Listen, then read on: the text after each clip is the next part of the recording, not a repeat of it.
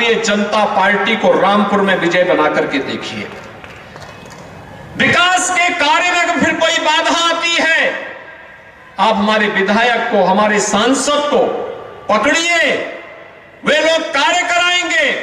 और अगर वहां पे भी कोई दिक्कत आती है तो मुख्यमंत्री का कार्यालय तो हमेशा आपके लिए खुला रहता है, उसका द्वार तो हमेशा खुला रहता है।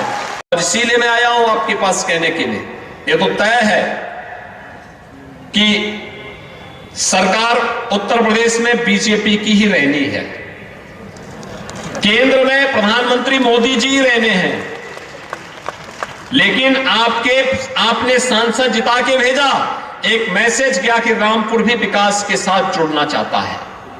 विधायक चुनाव जिता करके भेजेंगे, एक मैसेज होगा, रामपुर अब उन अवसरवादी हाथों के खिलातों का खिलौना नहीं बनेगा जो 200 वर्ष पुराने मदरसे को बंद करके अपनी जागीर बनाने का काम करते थे, जो यहाँ के ऐतिहासिक पांडुलिपियों को जबरन चोरी करवा करके उनको नष्ट करना चाहते थे।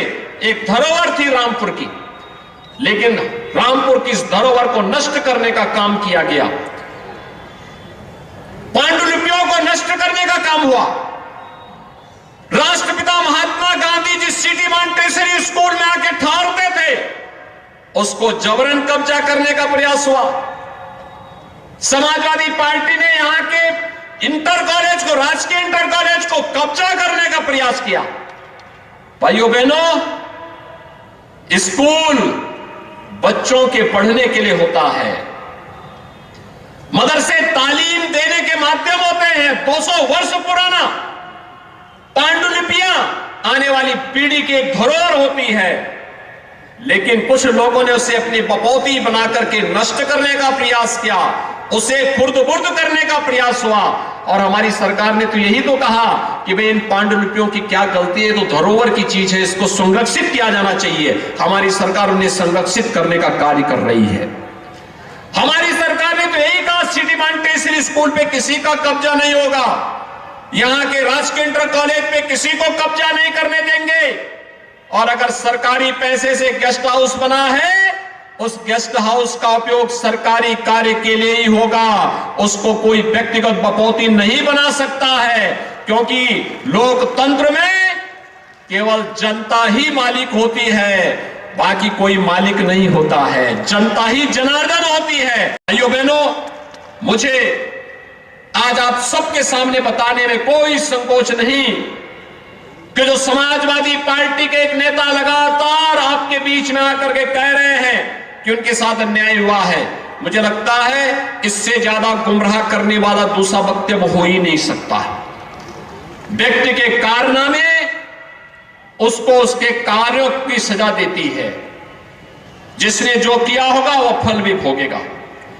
मामले न्यायालय में है, मेरिट के आधार पर न्यायालय निर्णय ले रही है, तो उसमें सरकार और पार्टी को दोषारोपण करने का कोई मतलब नहीं होता है।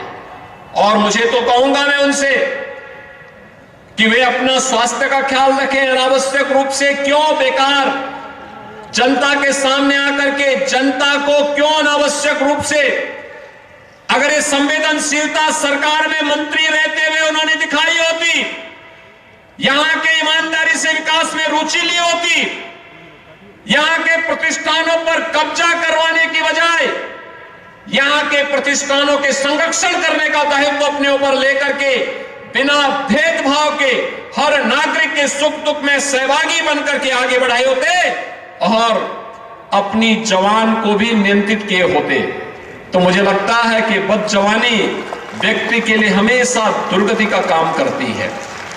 और मुझे लगता है कि यह आज भी हम उनसे यही कहेंगे।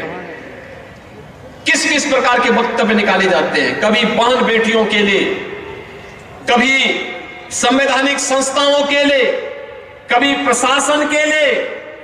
और ये तो समाजवादी पार्टी की हमेशा से नियत रही है, जब वो चुनाव हारती है तो पहले इलेक्शन कमीशन को दोषी ठहराती है, फिर वह ईवीएम को दोषी ठहराती है, फिर प्रशासन को दोषी ठहराती है और फिर पुलिस कर्मियों को दोषी ठहराती है, लेकिन अपने कारनामों को कभी वे लोग दोषी नहीं ठहराते हैं। भाइयों बहनों, अगर अपने कारनामों को ये लोग दोषी ठहरा करके जनता के सामने माफी मांगते, हो सकता है जनता जनार्दन उन पर रहम करती।